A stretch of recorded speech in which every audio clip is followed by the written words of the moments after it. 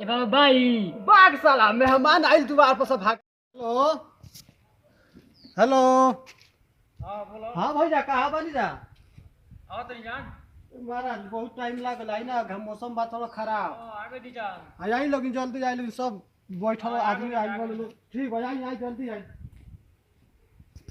हाँ केना बारू हो? नाश्ता तैयार कर दिला बारू? हाँ सब नाश्ता तैयार कर लो, मेहमान आवेला बड़ा लोग। चलो तू पड़ जा।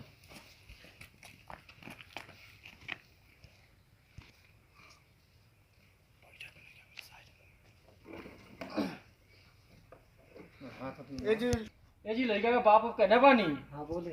हां क्या समाचार? सब ठीक। नमस्कार नमस्कार नमस्कार। ठीक बानी नो। बस बहुत तो बढ़िया बैठी।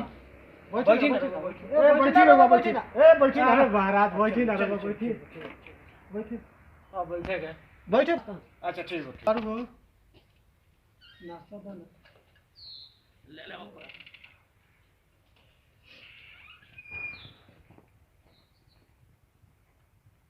ए काहे रुआ परेशान होते ना? बैठी ना बैठी बैठी ठीक। अरे बैठे बैठे। अरे ठीक है बैठी ना वो बैठी तो हमके साथे बैठ जाई रुआ। ठीक है लइकुओ बा घरो मान जरा ठीक बा बैठ जाई वो बैठ जाई। अरे चले नाश्ता पानी होई त लइका के बुलावल जाई। बढ़िया और याद दे चले। ए बैठी ना लोग बैठी ना का परेशान होता नहीं। बैठी खाई जाओ सब होता के नाश्ता उठाई।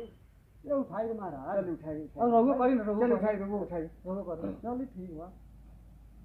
अरे महाराज बड़ी लेट हो गया का करूं हम फोन ओइ से तो कह देन तुम मौसम बा खराब। अरे हाँ ना ना बस बारिश का मौसम बा अपन सब। अरे इंदर गड़िए खराब हो गेल बीच में रास्ता में का फोन कत रहती चार चकवा भर बोलेरो वाला घर आई भेज देले रहती। हां तो बात तो ठीके बा।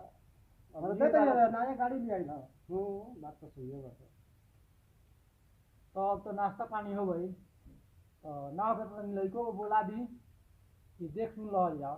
अच्छा ठीक बा बोले का बुला दे अभी। हां तो बोलाई कि ठीक बा। ए बाबू तैयार बड़ा चलो। अरे बढ़िया तो प्रणाम पाती कॉल गया तो बोले कि नहीं बोल सलाम नहीं बोले इसके बारे में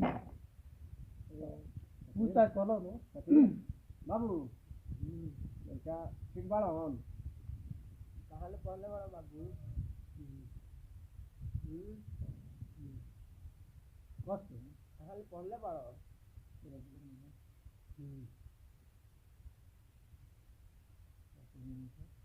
तो बाबू मैंने पढ़ने वाला बड़ा कि ना पढ़ने बड़ा कौन काम हो कर लगा ओ भाई बाड़ा जान ये लड़कवा खाली हूँ करता बोलेला ना का लड़कवा। ए बेटा काहे से बोलो तुम बात कहा तर लो तो ठीक बा। भाई लोग पूछ लो पिता का नाम पूछ लो सब बता दो। तो ताकि लड़का कैसा लगे ठीक ठाक बा। लड़कवा तो देखे में ठीक ठाक लौकता है। मुंह पर करो बेटा लड़का तो एकदम मतलब कि माटे बा अच्छे बाटे का बबी खातिर जोड़ी भी ठीके बाटे ना।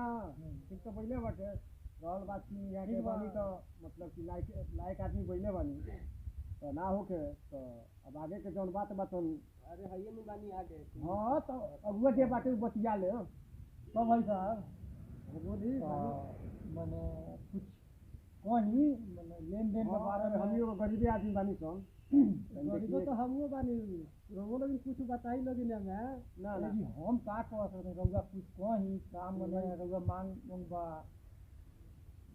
अरे मान का बाजार हटाई ना लड़का पसंद बा। लड़का तो हमरा पसंदे बा। तब ये लोग आला तो देखला लड़की लड़की लड़का लड़की देखला मिलावला जहाँ लड़का ट्यूशन बा लड़की हमार ट्यूशन दिया लड़का हमार पढ़ल बढ़िया बा ये बिल्डिंग में काम करबे करला लड़का हमार ऐसन बात थोड़े बा। ना ना जोड़ी ठीक बा भाई साहब ठीक बा जोड़ी एकदम बिल्कुल फिट बाटे। हां हो जोड़ी ठीक बा नु देख लिया लोग बात मत बोलो कि लड़का घटे बा होते बा लड़का ठीक बा नु। हां आंख मुन के एकदम ठीक बा नु तो बात करी यार भाई साहब से। ए भाई साहब सुनी कार अब हो गई ना बोल ये हम कहे के चाहत नहीं सुनिए जो लड़का तो रोल ये ठीक है बाड़न तो एगो डाल रोवा लगी साज ली लोगी आप 50,000 रुपया दे दी। ठीक। एगो हम बुलेट गाड़ी दे देते हैं। अच्छा तो माने बुलेट गाड़ी हाँ, 50,000 रुपया हाँ। आ डाल। अच्छा तो ऐसा करी तनी न्यू तनी गरीब आदमी बाई से राय मसौदा कर लेता नहीं सब। हाँ तो एगो आओ लोग बुलेट तो राय मसौदा कर लेवल जा फिर आओ ली। तो ठीक बात नहीं। लड़कों में तनी कुछ दाग लागता बोलत नहीं बा। अच्छा तो पूछा जाई वो तो ठीके वाला सन बेचारा बापू लइको बापू तो ठीके बाटे पूछा जाई चले के तब आगे बात करी जा सब। ठीक। मतलब कुछ में लेस करी ज़्यादा दबाव पड़ेगा तो हम के ऊपर तो अगर कुछ गुंजाइश होगा भाई साहब मतलब ज़्यादा पूछी बात है कितना बा तो देखने लिए आई ना रहुआ ना उसी लगी दिन हाँ। में से लग जाई तो घर से पिछवाड़ा दाम इन्हीं से लोग जाई ना अच्छा बस ये देखो भाई कितना लोगत न बा हम्म। कि सब हमरे खेत ह सारा। जहाँ तक नजर जहाँ से नजर लगी लोग से आँख से लोकत नजर से ई सब हमरे खेत यहाँ से वहाँ तक ले अब यानी ई बा अब नहीं ना पूर्व यानी सब ई हमरे खेत बा सुननी अगर वो लोगन के ना विश्वास होई तो आसपास में लोगन के से पूछ सकत नहीं लोग ठीक बा हमार घर द्वार देखत बा वही बनी की तो बात ओकरा बाद तब हम के माने घर जाके एकरा बाद में हम के रोग के फोन करके बता देता नहीं हाँ तो ठीक बा अपना विचार घर जाके हाँ। सब परिवार से ठीक बा ठीक बा हाँ, बता अरे दो सब बा। कुछ ठीके बाटे हम के जाते थी हम के रुआ चले ठीक बा तब हम के इजाजत हम चलते नहीं जा हम के पट ए बाबा भाई बाग साला मेहमान आइल द्वार पर सब भागा दे साला कितना बढ़िया मेहमान आइल रहलो तोर बिया हम कराव खातिर राजी बनी साला गाड़ी बांगला का करबे रे परिवार है तो तोरा का बनाई खियाई हमरो का खियाई तोरा बोलहु तो लूर बा साहब कहत लो टाई टाई बोली तो जान पूछत लो क्या कर बेटा वो नाम बता दी रोको हाय हाय भैया नमस्कार भैया हमी के एसएन म्यूजिक के तरफ से आइल बानी सन और हमी के बहुत दूर आके शूटिंग कर रहल बानी सन हमी के मेन उद्देश्य बाटे जौन वीडियो आज बनेनी है सन तेकर मेन उद्देश्य बाटे जौन कि आज मेहमान जाताटे लइका के का रहता का नइखे रहत लेकिन बाप नइखे बतावत लइका देख के आ सबके पसंद कर लेताटे आ बाद में पता चलता कि लइका बागड़ बा गुंगा बा ओकर हेतरे बा होतरे बाटे तो भैया हमी के वीडियो बनाओ कि ये मकसद बा कि अगर कहीं भी रुआ लइका देखे जाई तो सब कुछ पता करके और रुआ जाई ओकरा बादे लइका देखी और ओकर रिश्ता करी।